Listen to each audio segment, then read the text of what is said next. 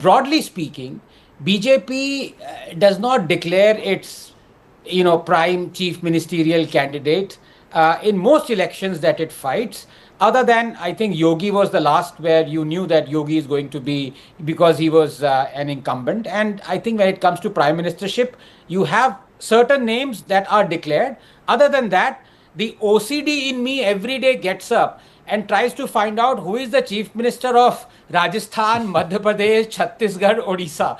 So such is the Russian roulette that Modi ji plays, that even BJP, Sanju is right, even BJP leaders don't know who is going to the next chief minister, Haryana and Gujarat included. So she's right there, which is a good thing. That means the voters are electing not on image, except a few of Modi and Yogi, but largely on the issues on which BJP is promising to fight, which is a good thing and should be encouraged.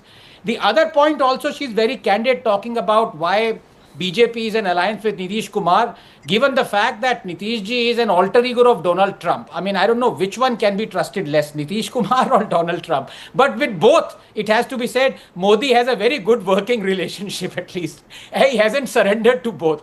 Look, but the issue is of the alliance. And here, first of all, I must congratulate Ashwini ji for accepting that the elections of 2020 were rigged and RJD did vote chori, that it actually got 23% of the vote share. So that is something that will possibly go down. I hope he doesn't run the risk of becoming another Sanjay Jha and is suspended.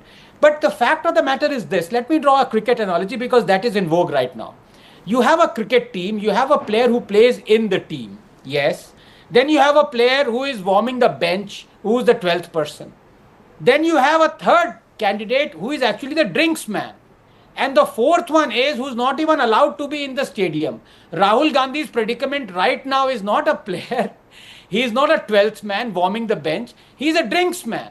And the chances are after these elections, he might not be allowed anywhere in the vicinity of the stadium. Because to have one phrase, VIP in, VIP out. The VIP out is Rahul Gandhi. The VIP in is the Deputy Chief Minister candidate Mukesh.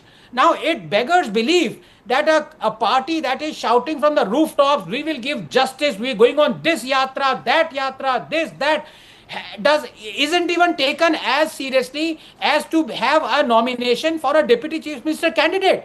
And the fact of the matter is, when they talk about relationships of Modi with others, of course it's hypocritical. But will they please, Ashwini ji please explain that the VIP party of Mukesh was actually with the NDA. And it is purely because of caste arithmetic, because there are 11% of the Bihar electorate that party panders to. It is that Congress and the allies have accepted that into their fold. Okay. Why have they chosen an erstwhile NDA partner to be now the Mahagathbandhan partner? Will Ashwini ji have the guts to answer that question? No, he won't.